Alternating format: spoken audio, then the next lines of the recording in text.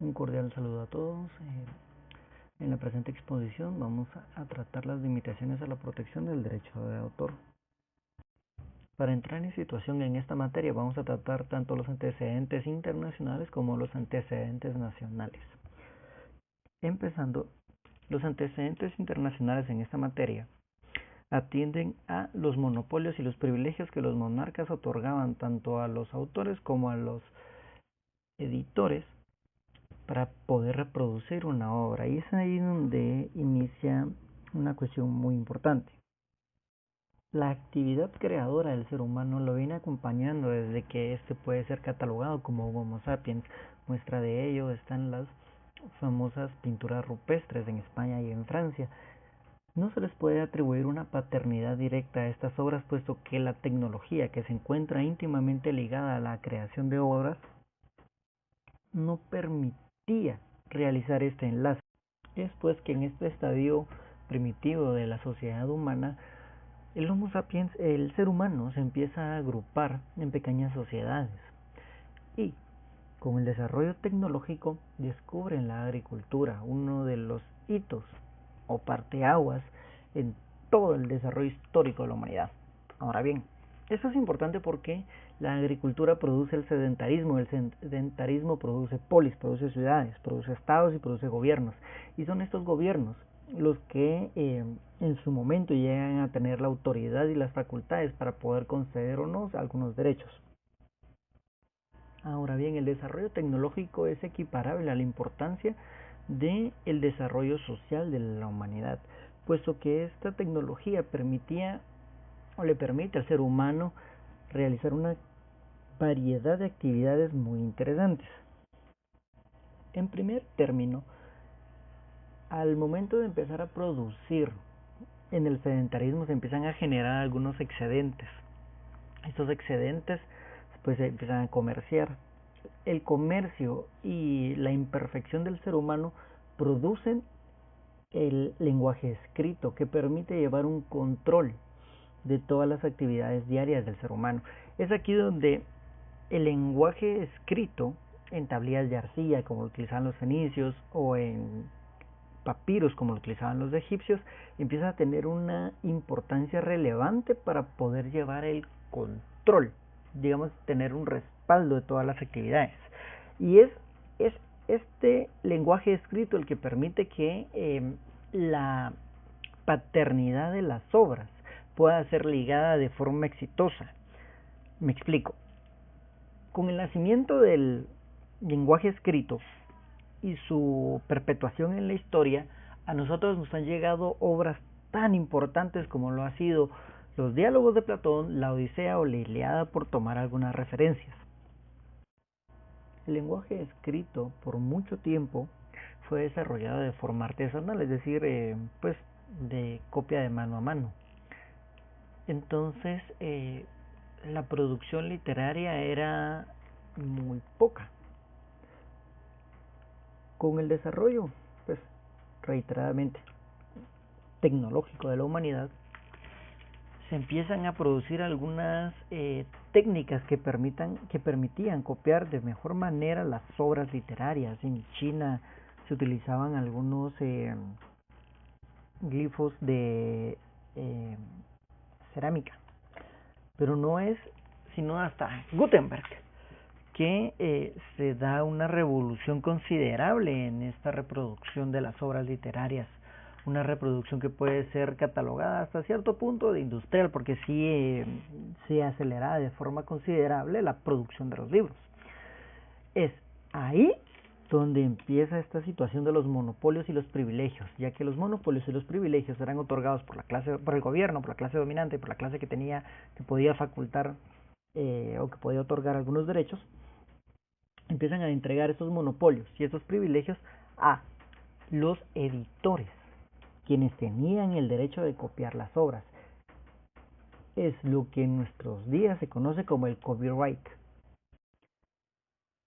Se tiene que avanzar hasta 1710 con el Estatuto de la Reina Ana, cuando se le entrega a los autores el privilegio de poder escoger ellos a los editores por un plazo de 14 años. Pasados esos 14 años, y los autores querían continuar con el editor, podían continuar siempre por otros 14 años. Ahora si no, pues simplemente cambiaban de editor. La Revolución Francesa, eh, de tantas fuentes que ha servido, también nos ha propiciado en esta materia un antecedente bastante interesante, como lo es la Declaración de los Derechos del Genio de 1790, en la cual se establecían algunas cuestiones bastante interesantes, como poder heredar los derechos autorales. Bueno, en Estados Unidos, con The Copyright Act de 1790, que básicamente era una copia del Estatuto de la Reina Ana. Luego llegamos a una etapa en el que se internacionaliza el derecho de autor con el Convenio de Berna para la protección de las obras literarias y artísticas de 1886. Esto es muy importante y la pregunta que nos ocupa acá es: ¿por qué, si la humanidad ha producido obras desde sus albores, se tiene que regular hasta el siglo XVIII?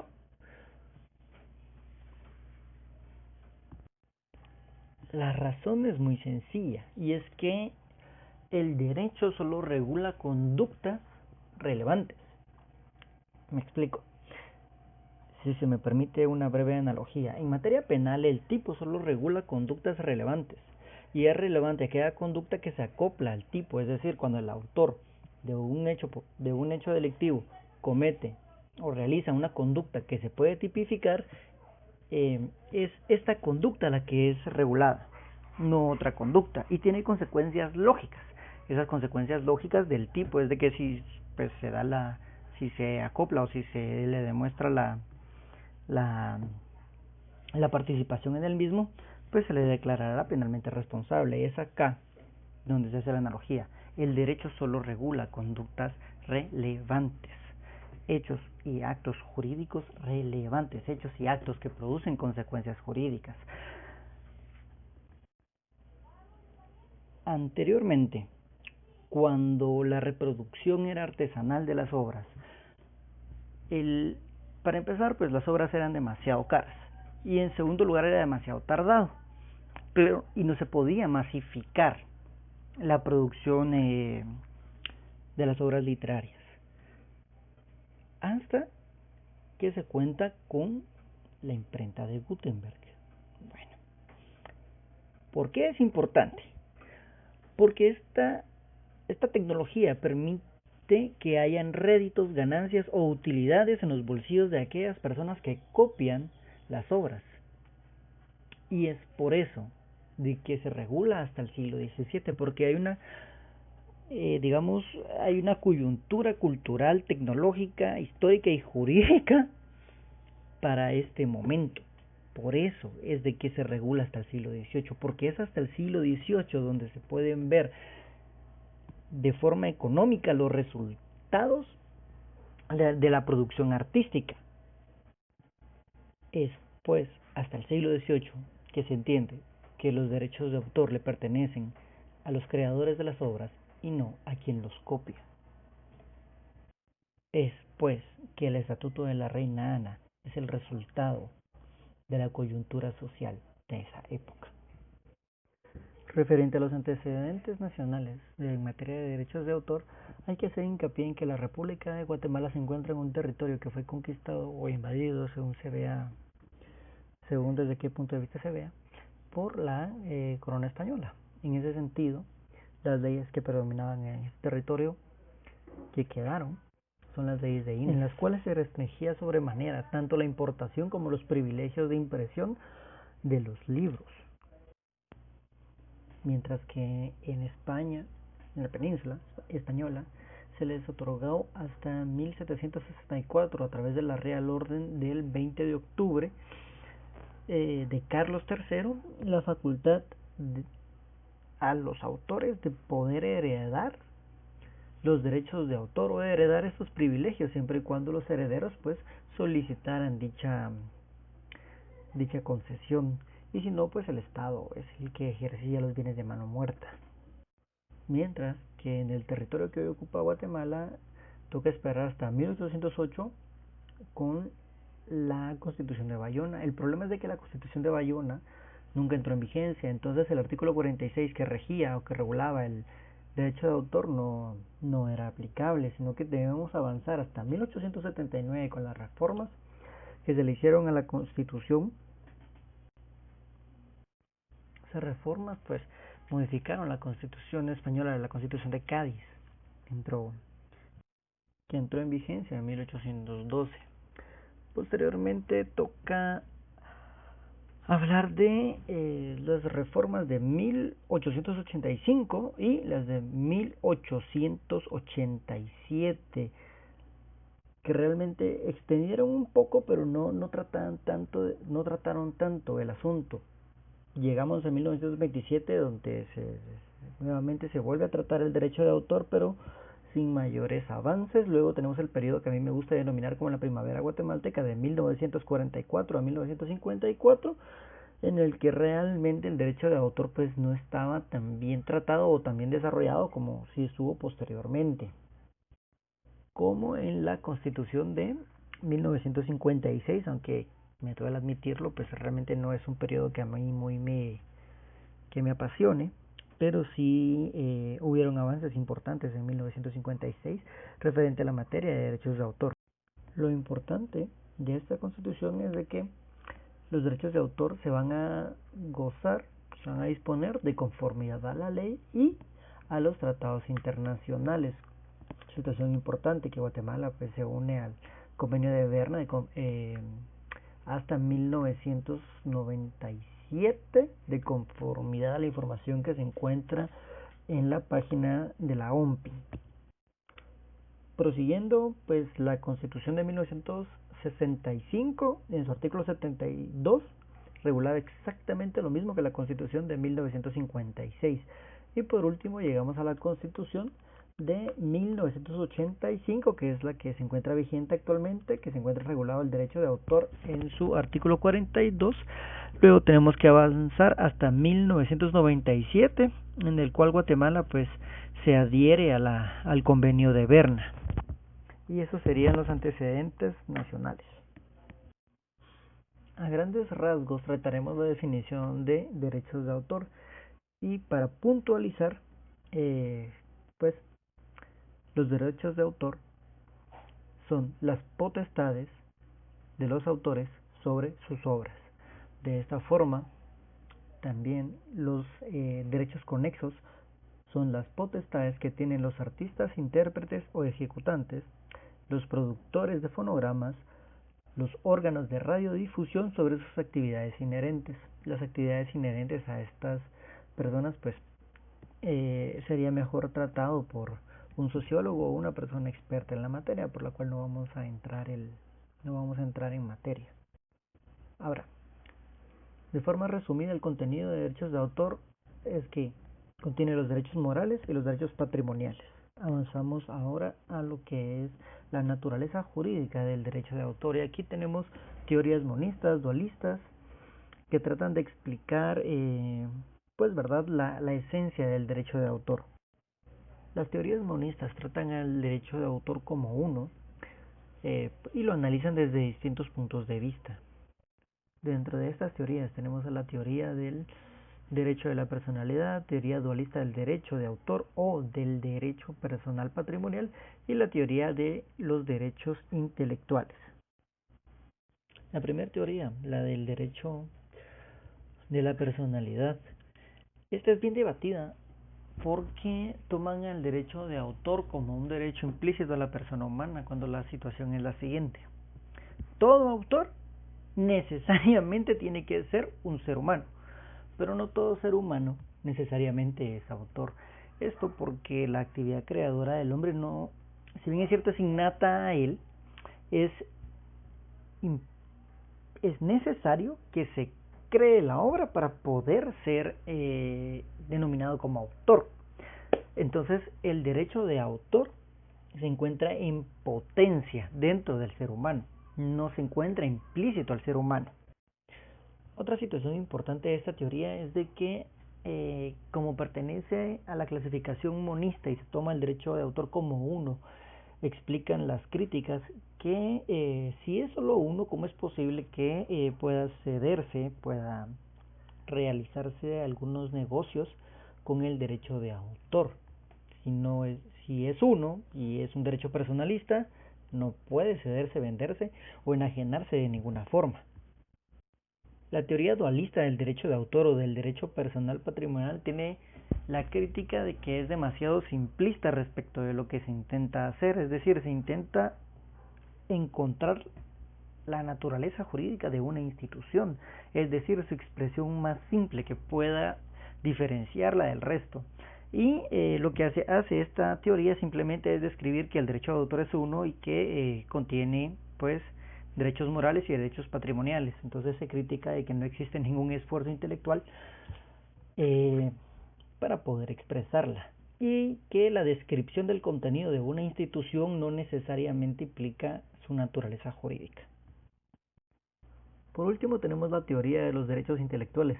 Explica Edmond Picard que la clasificación tradicional del derecho latino es insuficiente para poder explicar estos bienes. Entonces él dice que se tiene que crear una tercera clasificación, una iura in re intellectual, para poder incorporar los derechos de autor. Y las teorías dualistas que dicen que el derecho de autor pues son dos situaciones inmersas, que básicamente vienen a expresar que el derecho de autor son dos líneas paralelas, pues conformadas por los derechos morales y los derechos patrimoniales, que nacen en distintos momentos. Los derechos morales al momento de la creación de la obra y los derechos patrimoniales al momento de decidir publicar la obra. De esta cuenta, en estas teorías tenemos teoría de los bienes inmateriales, teoría del derecho de propiedad y la teoría del monopolio de explotación.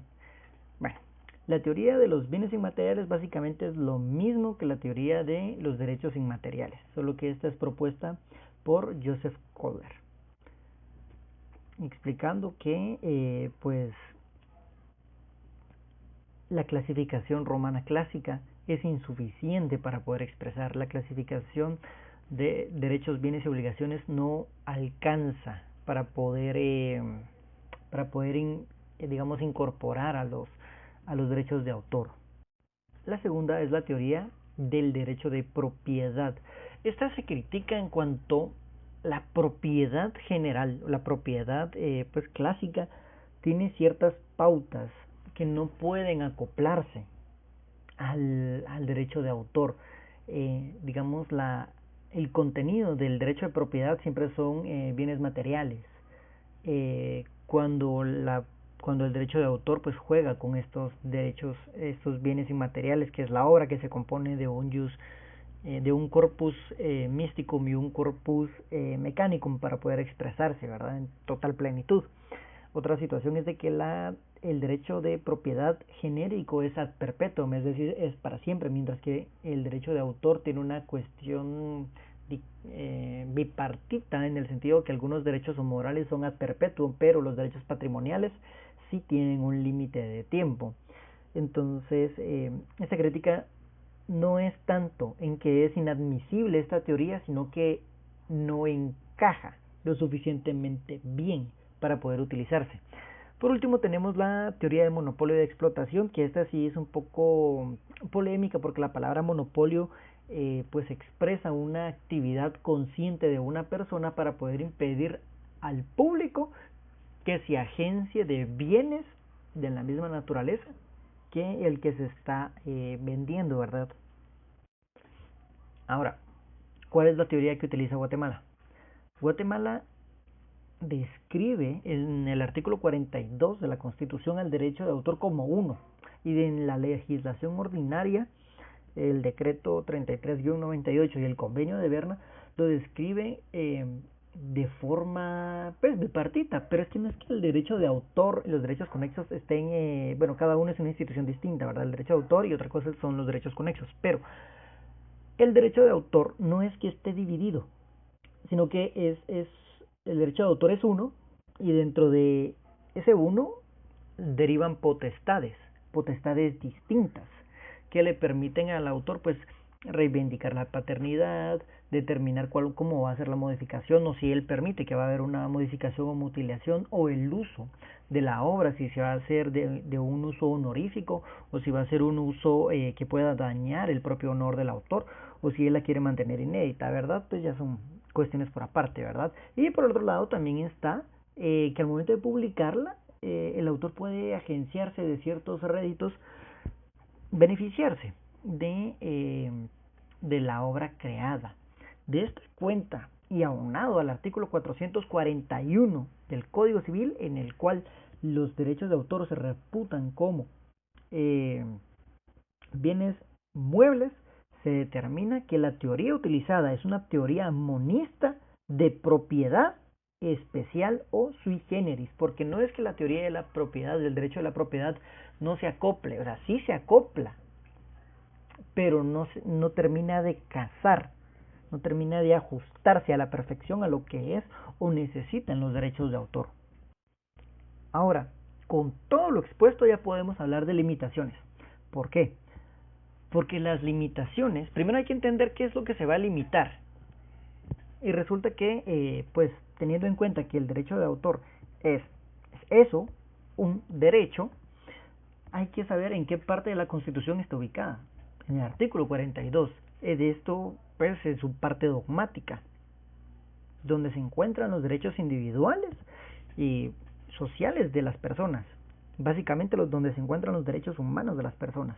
Y es aquí donde cabe la pregunta, ¿es viable, posible o factible poder limitar los derechos individuales? Y resulta que la Corte de Constitucionalidad en algunas sentencias, como por ejemplo la del 10 de diciembre de 1991, del expediente 165-91, que se encuentra en el material incorporado a este audio, limita el derecho a la libertad.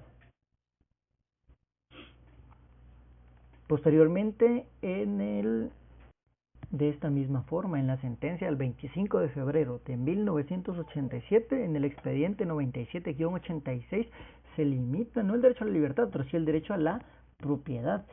Y más interesante aún, la Gaceta 48, con el expediente 443-97 de sentencia 11 de junio de 1098, explica: adicionalmente, debe agregarse que el derecho de propiedad, como inherente a la persona humana, su ejercicio no puede ser absoluto, por ser propio de la vida en sociedad, lo cual es congruente con el principio de prevalencia del interés social sobre el particular, contenido en el artículo 44 de la presente Ley Suprema. Fuera de todos los situaciones que podrían ser analizadas, porque es bastante interesante esta sentencia, cómo trata algunas instituciones como la propia Constitución, pero pues, se determina que el derecho de autor sí puede ser limitado, a pesar de que sea un derecho individual contenido en la parte dogmática de la Constitución. Esto es muy importante, pero teniendo en cuenta que sí se puede limitar, ahora tenemos que entender cuáles son los sistemas que se utilizan para poder limitar el derecho de autor. Los anglosajones o el derecho anglosajón tiene el fair use y el fair dealing, que se viene a traducir algo así como el justo uso y el justo trato, que es un sistema basado en el common law de analizar cada caso y atendiendo a circunstancias como por ejemplo cuando fue la primera publicación, si la reproducción es total o parcial, si la reproducción de la obra es para uso personal o si la reproducción es para realizar alguna copia, pero en el sentido de salvar la obra de su destrucción. Entonces se van valorando todas estas situaciones y ya se juzga si hubo un justo uso. Mientras que en el derecho latino se utiliza el sistema de numerus clausus, es decir, la ley determina algunos casos y solo en esos casos se puede utilizar o se puede limitar el derecho de autor. Teniendo esto presente, hay que pues ser conscientes de que nosotros vivimos en un país en el que se utiliza el derecho latino, y de esa cuenta pues la ley determina casos específicos en los que se puede limitar el derecho de autor. Pero no solo la doctrina nos dice sí se puede utilizar, sí se puede limitar el derecho de autor, siempre y cuando la ley lo permita, sino que también existen algunos sustentos en convenios internacionales que permiten determinar o permiten regular que sí existan estas limitaciones. Por ejemplo, en los ADPIC, en el artículo 13, se determina que se les faculta a los estados para poder describir o regular o ir normando cuáles iban a ser esas limitaciones. También en el convenio de Berna pues tenemos el artículo 2 bis, el artículo 9 numeral segundo, todo el artículo 10, el artículo 11 bis, el artículo 11 ter, el 13 y el 14, para ir normando esta situación. Y digamos en rango ordinario tenemos el decreto-98 del artículo 63 al 71. De las limitaciones que permite la ley, pues he logrado sacar una característica común, y es de que hay algunas que se realizan sin ánimo de lucro, y hay otras que se realizan con un ánimo de lucro indirecto. De forma general tenemos las que se realizan sin ánimo de lucro, como las del ámbito doméstico, luego las cuestiones didácticas, luego las diligencias judiciales y administrativas, luego los asuntos relacionados a las bibliotecas, el derecho de cita y las copias de programas de ordenador. Esas serían, digamos, de forma sintetizada, cuáles se realizan, a mi criterio, cuando se limitan los derechos de autor, digamos, sin finalidad de lucro. Ahora, cuando existe un lucro indirecto, tenemos las situaciones de comunicación informativa, luego tenemos los fines demostrativos de equipo tecnológico, y tenemos las grabaciones esporádicas con equipo propio de los organismos de radiodifusión o los productores de fonogramas. Referente al ámbito doméstico, hay que tomar algunas cuestiones. En primer lugar, ¿qué se entiende por ámbito doméstico? La Real Academia Española lo define como lo perteneciente o lo relativo al hogar o casa. Eso quiere decir de que si se reproduce o se comunica dentro de la casa, dentro del hogar, pues no se podrá limitar el derecho de autor, porque el autor, digamos, tiene un derecho que le permite comunicar o decidir cómo es que se va a comunicar su obra, y pues otra serie de cuestiones que van directamente relacionados con los derechos patrimoniales. Entonces se establece en la ley que si se va a reproducir dentro del ámbito doméstico no hay ningún problema. Ahora, es muy interesante cómo el avance de la tecnología va permitiendo, o bueno, no es que permita, sino que va presentando nuevas situaciones, como por ejemplo los famosos streaming, en el cual una persona transmite, comunica a través de el internet y bajo ciertas páginas o dominios como YouTube, uno que se llama Twitch, comunica al público cualquier tipo de contenido. Entonces, si la comunicación se está teniendo en el hogar y la obra se transmite al público, entonces se está entendiendo de que está saliendo del ámbito doméstico. Hay que tenerlo muy presente. Ahora, con los fines didácticos, tienen que ser sin ánimo de lucro, tienen que ser en los centros educativos, tiene que ser para el personal docente, los estudiantes y los padres de los estudiantes. Constitucionalmente se determina que los establecimientos privados, a pesar de ser privados, están cumpliendo con un objeto o fin del Estado. Entonces, la finalidad, a pesar de que digamos la institución educativa sea privada y se cobre, el fin básicamente es sin fines de lucro. Entonces ahí es donde, a pesar de que digamos la institución sea privada, se le permite la copia de este material o las copias de las obras, siempre y cuando sean para fines didácticos. Ahora, referente a las diligencias administrativas y judiciales, tenemos que la comunicación dentro de estas diligencias se encuentra regulada en el artículo 63, en la literal C, si no estoy mal, y la reproducción de las mismas está en el artículo 64, literal C. Luego, las limitantes al derecho de autor las limitaciones a la protección referente a los programas de ordenador. Esta se encuentra regulada en el artículo 32 y esta básicamente se enfoca en digamos salvaguardar el programa, que si se va a hacer, se puede o se permite hacer una copia, si es para sustituir el que se tenía. También tenemos los medios reprográficos, pero estos tendrían que estar dentro del ámbito didáctico porque es cuando se va a reproducir, digamos, parcialmente breves fragmentos de la obra para realizar enseñanzas o exámenes. Entonces, en este sentido, pues para ser analizadas por los estudiantes es que se pueden hacer por medios reprográficos. Luego tenemos los archivos y las bibliotecas. Referente a esto, hay ciertas limitantes. En primer lugar, que el ejemplar se encuentre en su colección permanente y sea para sustitución de este ejemplar. Y luego tenemos que el préstamo público sin fines de lucro, pues también se encuentra dentro de las funciones de la biblioteca o de los archivos. El primero que mencioné se encuentra en el 64B y el préstamo público en el artículo 65. Es importante mencionar que referente a este hay situaciones muy complejas en Europa en el cual se han presentado casos muy importantes que se van a hablar más adelante.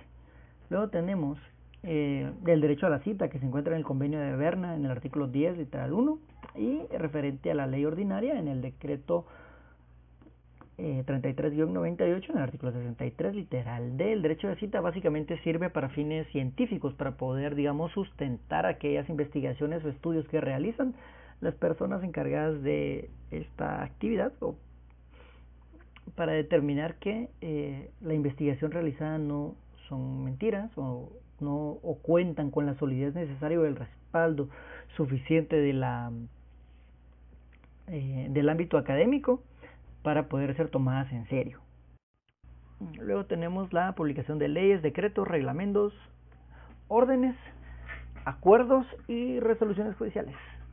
Esto porque son, pues, verdad, son vox populi, entonces no hay tanto problema en la limitación. La única, tal vez, salvedad acá es de que si tienen que realizar, tienen que parecer, tienen que ser iguales, básicamente tiene que ser una copia del original para poderse publicar. Luego tenemos las reproducciones de distribución de la prensa, de radiodifusión, transmisiones por cable u otros medios de difusión de artículos públicos publicados en los diarios o periódicos sobre temas económicos, políticos, religiosos de actualidad. Esto porque va nutriendo un poco la cultura, que de este tema hablaremos casi hasta el final, que digamos la prensa pone de conocimiento público, de conocimiento de las masas, cierta información que va nutriendo la cultura.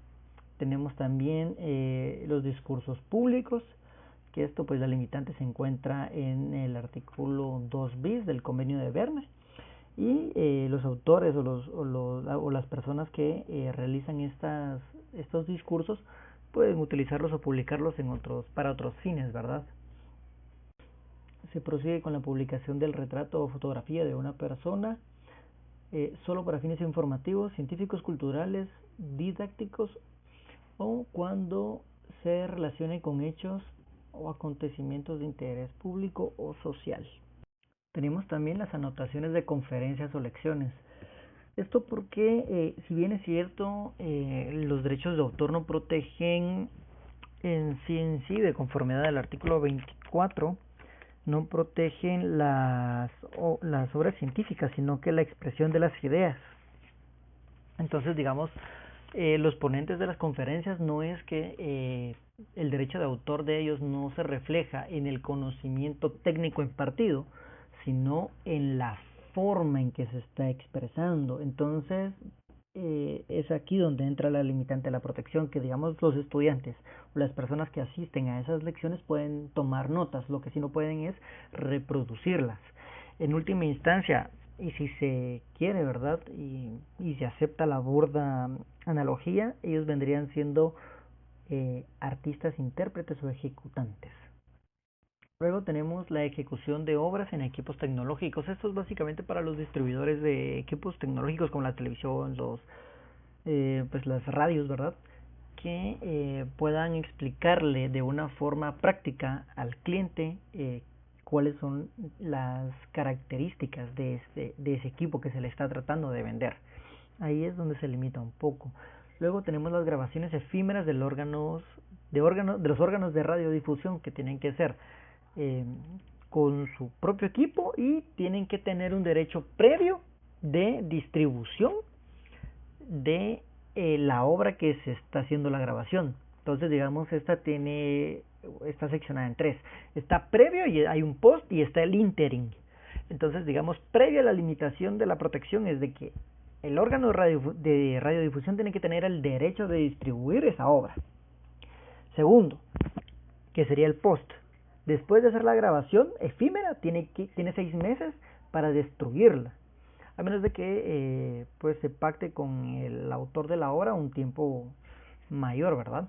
Y luego está el interim. Entonces, digamos, en estos tres pasos, la limitación aquí es la de en medio, digamos el momento.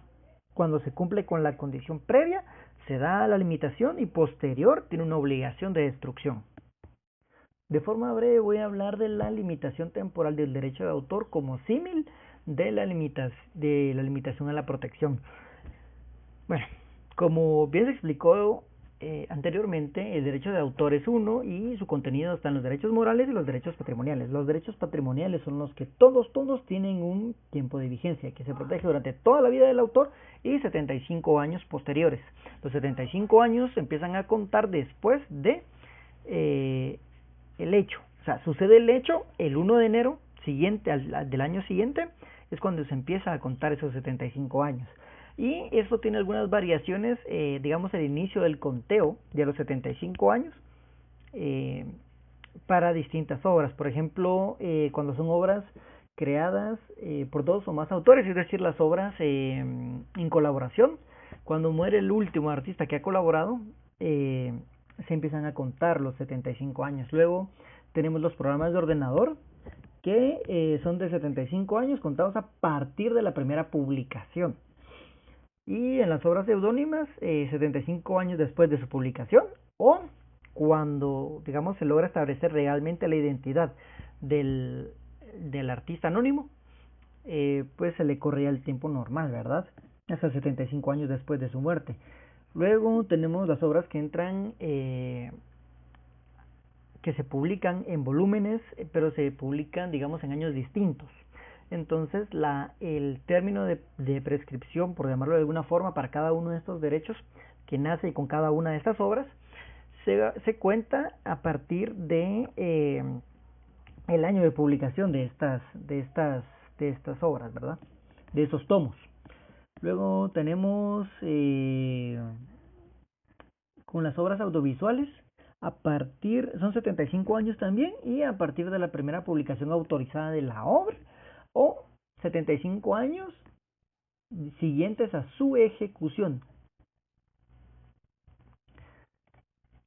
Y terminamos, digamos, ese símil que es importante mencionar. No es tan importante, pero sí es importante tenerlo presente, porque, digamos, la limitación a la protección del derecho de autor, como se mencionó anteriormente, ¿verdad? La propiedad es ad perpetuum, la propiedad general, pero el derecho de autor no, tiene esta limitante temporal que es preciso tenerla presente, ¿verdad? Como una limitante al ejercicio de los derechos. Ahora, en estos casos de limitación temporal hay un solo caso, que es el caso de la obra de Peter Pan en Londres, del autor James Matthew, que en 1929 le dona a un hospital los derechos patrimoniales. El hospital se llamaba Great Hammond Street en Londres, y el gobierno de Londres le otorga la explotación de esos derechos ad perpetuum al hospital. Entonces aquí tenemos una situación muy interesante por la cual una persona le deja los derechos patrimoniales a una persona jurídica, y la persona jurídica pues logra que el gobierno le reconozca ad perpetuum todos los derechos patrimoniales adquiridos. Es bien interesante porque, digamos, aquí gozaría de una doble protección ad perpetuum. En primer lugar, porque el hospital está constituido como una persona jurídica, como una persona, pues, como una ficción de derecho, por ende, en teoría es inmortal. en teoría, porque en la vida real pues todo tiende a la entropía. Y en segundo lugar porque el gobierno pues a través de decreto así pero a través de una ley pues se lo otorgó. Bueno, volviendo a las limitaciones ya más formales, tenemos una limitación que ha estudiado el profesor Juan Carlos Monroy Rodríguez en un estudio que realizó para la Organización Mundial de la Propiedad Intelectual, y esto va directamente a la cuestión educativa y de investigación. Él explica que en el convenio de Berna existen 3 limitaciones o excepciones. Tiene las específicas, las genéricas y las tácitas. Las primeras hacen referencia a los usos libres de los textos legales, administrativos o judiciales, demarcados en el artículo 2, numeral 4. La libre utilización de los discursos que, si bien en el estudio pues se publicó que se encontraban en el artículo 26 bis, realmente se encuentran en el artículo 2 bis. Luego la libre utilización de las citas, normadas en el artículo 10, numeral 1, y luego los usos libres para fines de enseñanza, normados en el artículo 10, numeral 2, y el libre uso de ciertos artículos y obras radiofónicas reguladas en el artículo 11 bis, numeral 1, todos del convenio de Berna. Perdón, 10 bis, todos del convenio de Berna. Luego se tiene las limitaciones generales, que según este autor hacen referencia a las disposiciones en materia del derecho de reproducción regulado en el artículo 9, literal 2 del convenio de Berna. Y por último tiene las excepciones tácitas, que, cito al autor, son aquellas reservadas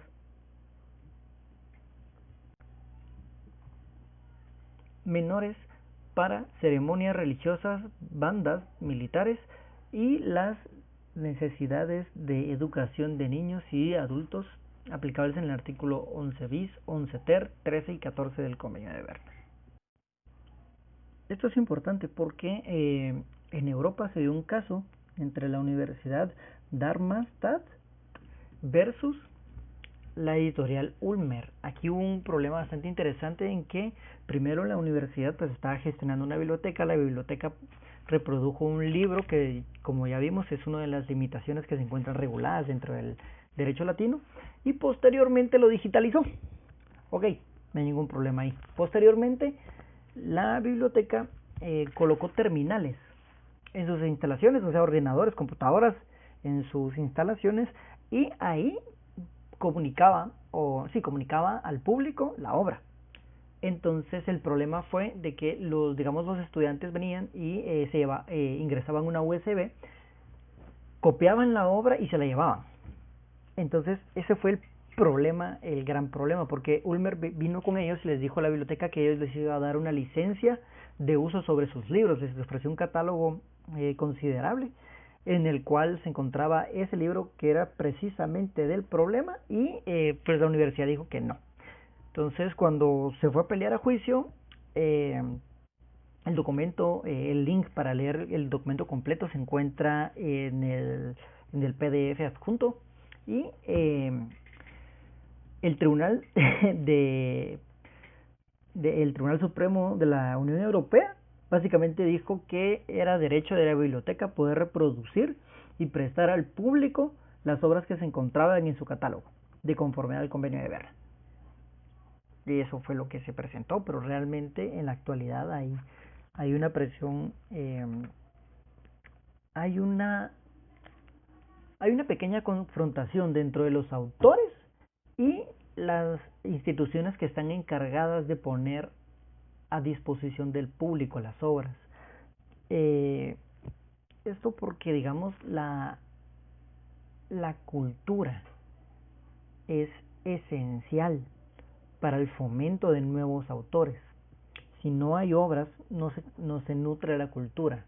Y la cultura, al no estar nutrida, no va a producir autores, y sin autores pues se van a dejar de crear obras, y si no se crean obras pues la cultura se ve afectada, se ve desnutrida, si se quiere ver de esta forma, ¿verdad? Entonces es un círculo que puede ser un círculo virtuoso o un círculo vicioso, en el cual todo termine muy bien o todo termine muy mal. Entonces sí menciona el autor Juan Carlos Monroy de que la educación forma parte integral de la cultura y es esta que tiene que, digamos, tiene que existir un punto medio entre los intereses de los autores y los intereses de los usuarios.